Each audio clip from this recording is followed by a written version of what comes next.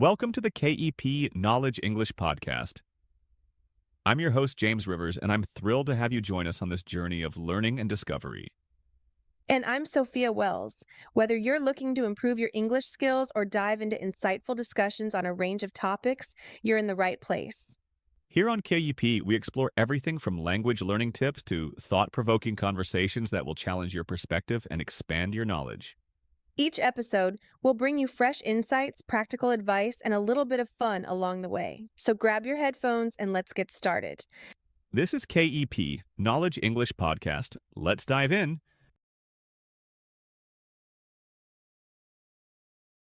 Hey everyone, welcome back to another episode of the English Learning Podcast.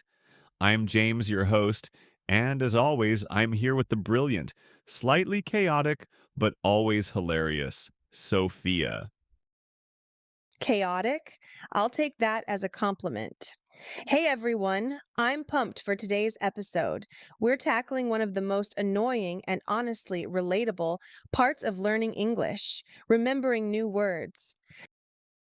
Yep, if you've ever learned a new word, felt confident like, oh yeah, I got this, and then forgotten it literally the next day, you are not alone.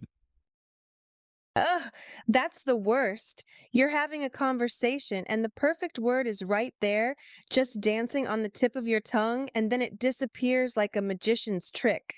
Gone, vanished, by.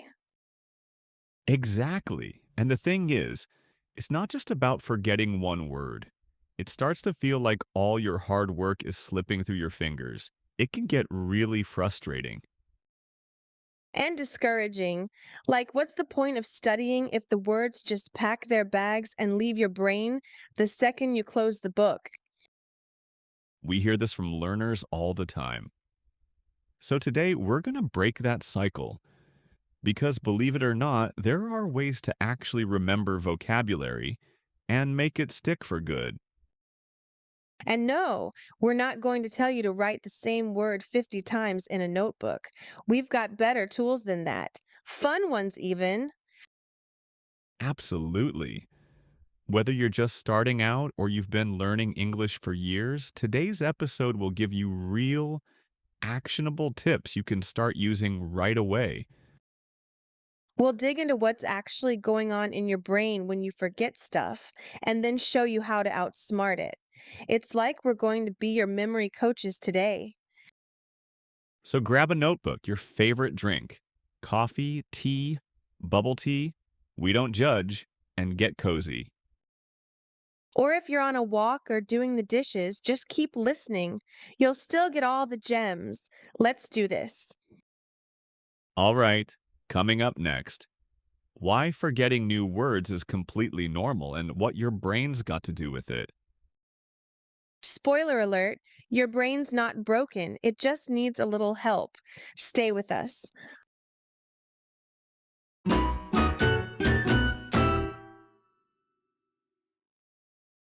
Okay, so let's tackle the million-dollar question. Why do we forget new words so easily? Ugh, I wish I had $1 for every word I thought I learned but totally blanked on later. Seriously, I'll hear a word, repeat it a few times, and by morning it's like it never happened. Same here. And actually, there's a reason for that. It's not because we're bad at learning, it's just how the brain works. There's something called the forgetting curve. Oh, yeah, that curve's brutal. Basically, the brain starts deleting stuff it thinks we don't need. Fast. Bingo! Studies show that if you learn something today and don't review it, you can forget up to 50% of it by tomorrow. That number keeps climbing the longer you go without using the info.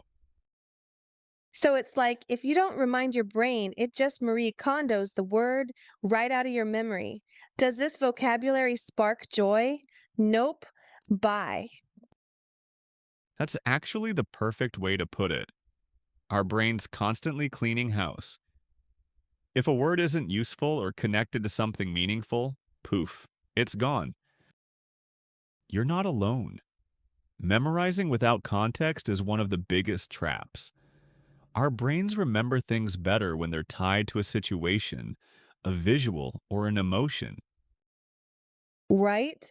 Like I remember the word cappuccino from a super awkward first date at a coffee shop, but I couldn't tell you the last 5 academic words I tried to learn from a textbook. Haha, real talk. Another reason we forget is because we're passive learners. We read the word, but we don't use it. If you don't say it out loud, write it down or use it in a sentence, it won't stick. It's like buying gym clothes and never going to the gym. Just owning the word doesn't do anything. You gotta use it. All right. So to recap, we forget words mostly because we don't review them enough. We learn them without context. We don't use them actively. And the good news? All of that is fixable. Stick around. We're going to show you how to beat the forgetting curve with some fun and powerful techniques.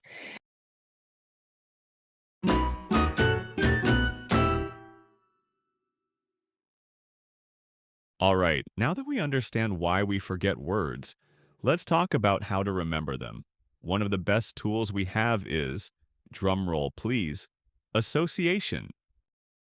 Oh, yes. This is one of my favorite techniques. It's like turning your brain into a storybook instead of a boring dictionary. Yeah, our brains love connections. They don't just want to memorize, they want to relate. So when you connect a new word to something you already know or feel, boom, it sticks. Like the word cactus. I never forget that word because I sat on one as a kid. True story. Hurt like crazy, but hey, vocabulary gained. Ouch, but you see, that painful memory burned the word into your brain forever. That's what we mean by emotional association. Yep, pain builds vocabulary, people. But seriously, the more senses or emotions you involve, the easier it is to remember. Let's break it down. There are 5 really solid ways to use association: images, picture the word in your head; personal connections, link it to your life; mnemonics, create a silly or weird mental image; word linking, connect it to a word in your native language; stories, tie several words together in a short scenario. Let's do an example. Say you're learning the word gigantic. Don't just repeat it 10 times like a robot. Picture a giant wearing a cape, stomping through your neighborhood holding a sign that says gigantic. Love it. That visual is funny, and because it's unusual, your brain pays attention. Or let's say you're trying to remember sun, beach, and relax. Imagine this. You're lying on a sunny beach, sipping coconut water, feeling totally relaxed. Boom, 3 words locked in. You're right. You're turning those words into a story, and stories are what our brains are built for. You could even add details like, a crab steals my flip flop, to make it more vivid.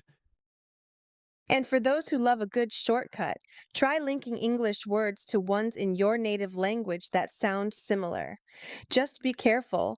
It's a memory tool, not a translation guide.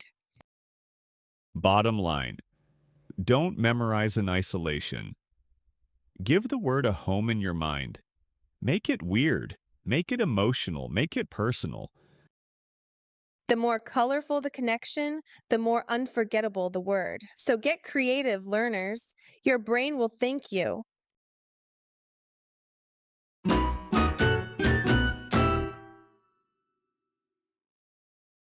All right, so you've got some words floating around in your brain now, thanks to those creative associations. But how do you keep them there for the long run?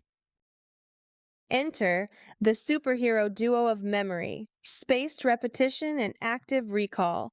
They're like Batman and Robin, but for your vocabulary. That's a pretty accurate comparison. Let's start with spaced repetition. It's basically the idea of reviewing information at carefully timed intervals instead of cramming. Yeah, because let's be honest, cramming is like trying to pour a gallon of milk into a teacup. It overflows and most of it goes to waste. That's so true.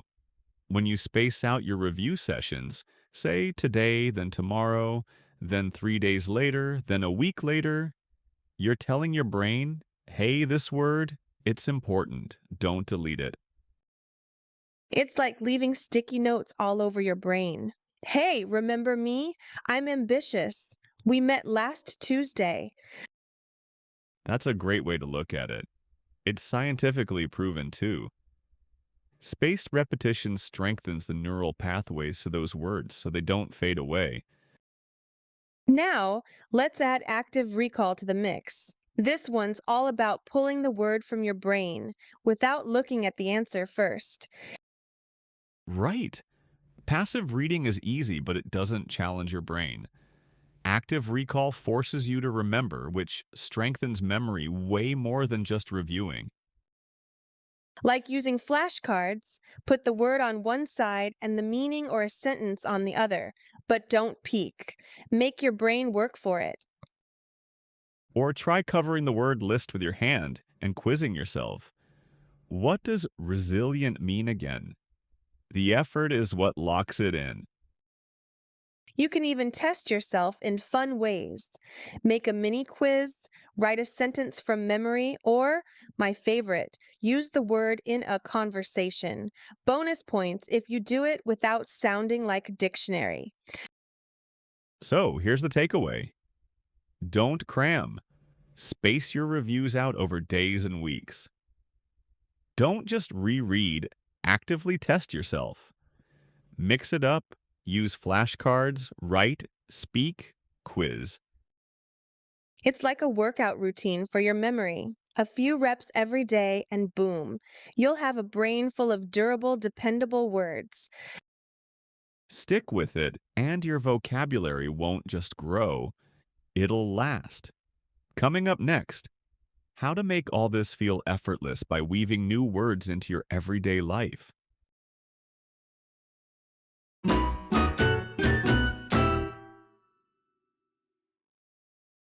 All right, so we've made the word stickier with associations and spaced repetition, but now comes the real game changer: using those words in your daily life. Oh, yes. This is where the magic happens because if you're not using the words, you're kind of just collecting them like souvenirs you never take out of the box. For sure, it's like learning to play piano but never touching the keys. The knowledge fades if it's not used. So let's talk strategy. First tip, talk to yourself in English. Seriously, narrate what you're doing. Yes, like I'm boiling water for tea, or I'm folding my laundry while listening to a podcast. You turn daily routines into practice sessions. I even talk to my dog in English. He doesn't understand a word, but hey, I do, and it's great practice. Zero judgment. Dogs are excellent conversation partners. Another simple tip: label objects around your house. Put sticky notes on your fridge, mirror, even your coffee mug. Totally. If you're learning the word mirror, slap a sticky note on it. Every time you check your hair, bam, vocabulary review. Another low effort way: daily journaling, just a few lines about your day using new words. And it doesn't have to be perfect. This isn't an English exam, it's your personal playground. Exactly, mistakes are welcome. What matters is that you're engaging with the language. Even texting your friend in English can make a difference. Ooh, that's a good one. I used to have a language buddy. We only texted in English. Some of it was awkward, but we learned a ton. And then there's social media. Follow English language pages, comment on posts, or even write captions in English. It's casual, fun, and very effective. Seriously, I once learned 5 new slang words just by following a food blogger from New York. Delish! So let's recap. To use new words every day, narrate your day in English, label items around you, write short journal entries, text friends in English, interact with English content online. The more you live in the language, even in small ways, the faster those words become second nature. So go ahead, make English part of your world. It's easier than you think.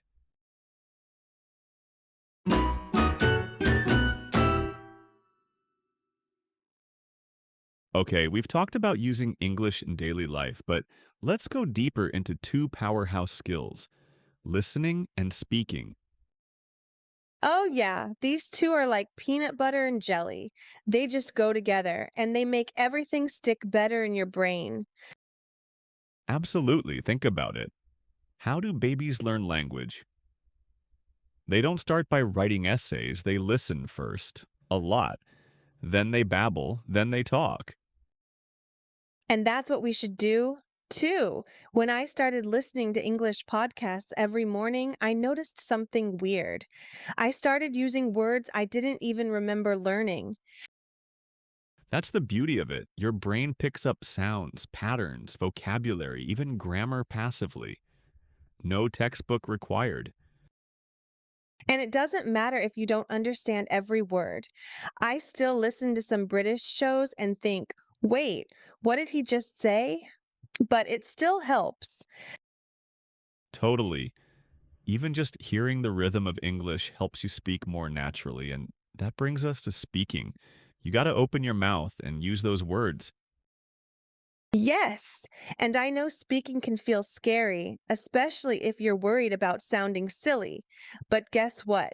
Everyone makes mistakes. That's how you grow. Right. Think of it like going to the gym. The first few times it's awkward. Maybe you drop a dumbbell, but over time your muscles get stronger. Same goes for your speaking muscles. One technique I swear by is shadowing. You hear a sentence, then immediately repeat it. Copy the pronunciation, rhythm, everything. Yes, it's a great way to improve your accent and fluency. Even 5 minutes a day makes a difference. Here are some fun ways to build your listening and speaking skills. Listen to English podcasts, audiobooks, or news. Shadow native speakers, repeat what they say. Talk to yourself. Yes, again, find a speaking buddy, someone who's learning too. The more you listen, the more your brain absorbs. The more you speak, the more confident you become. It's a cycle, in a good way. So don't just be a silent learner, be a loud one. Your future fluent self will thank you. Coming up next, we're going to explore how fun can actually supercharge your memory. Think songs, games, and even silly stories. Stay tuned.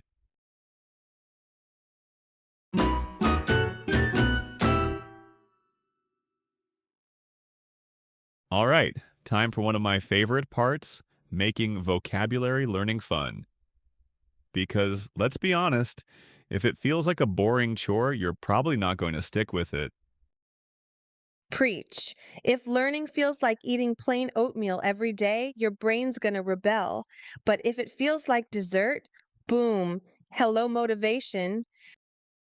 Exactly. That's why we encourage learners to bring in things they already enjoy, like music. Yes, music is magic. I still remember the word complicated from that Avril Lavigne song when I was a teen. I didn't study it, it just stuck. That's the power of rhythm and melody. Songs help you absorb vocabulary naturally without flashcards. Plus, you're more likely to repeat lyrics you enjoy. And singing along, even if you're off key, helps with pronunciation and confidence. Shower concerts count as language practice. Absolutely. Then we've got word games, Scrabble, crosswords. Apps like Wordscapes or Duolingo, they turn learning into a challenge instead of a task. Oh, I'm obsessed with language games. They sneak vocab into your brain when you're just trying to win points. It's like learning by accident. Another powerful method, TPR or total physical response. Basically, acting out the word. Like actually jumping when you say jump. Love that. It makes the word feel real. Your body gets involved and your brain holds on tighter. And don't forget the wild card, storytelling. Make up goofy, weird, emotional stories using your new words. Totally. I once made a story about a jealous squirrel stealing a dictionary. I still remember the word envy because of that ridiculous squirrel. It works because stories activate your imagination, and that's where long-term memory lives. So let's break it down. Here are four fun ways to make words memorable. Learn with songs, sing, listen, repeat. Play games, word apps, puzzles, competitions. Act it out. Move your body with the word. Create silly stories. The weirder, the better. If you're laughing while learning, you're doing it right. Fun isn't just a bonus, it's a strategy. So go on, sing loud, act silly, play games, and tell stories. English isn't just a language, it's your playground. Coming up next, how to stay consistent and turn all these strategies into a long-term habit.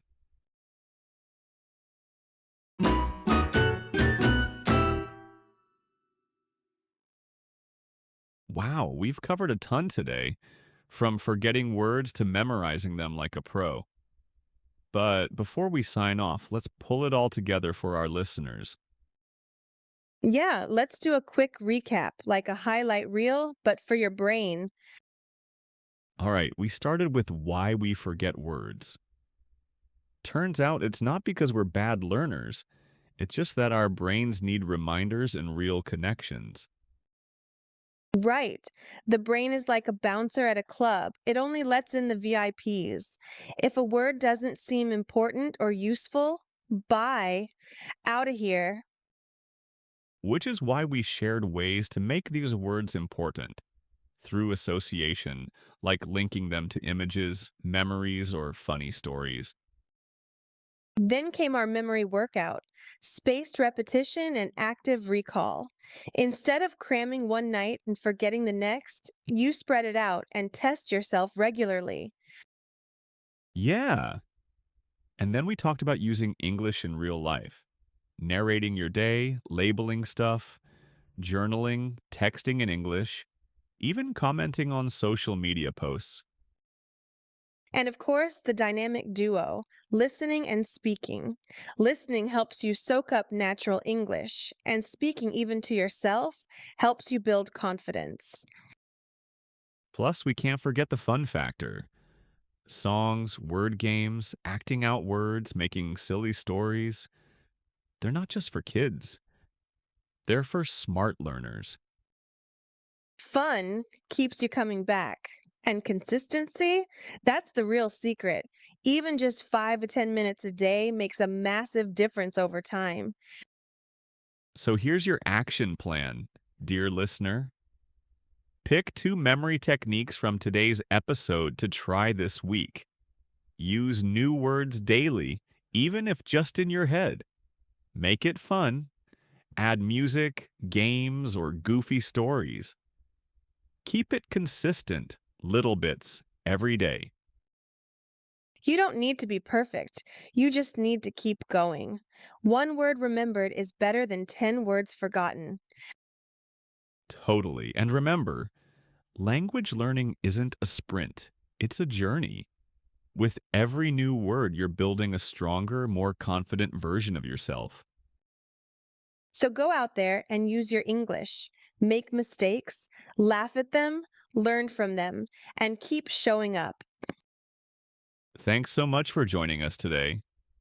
If this episode helped you, share it with a friend, and don't forget to subscribe for more tips like these. Catch you next time, and until then, stay curious, stay motivated, and keep those words alive.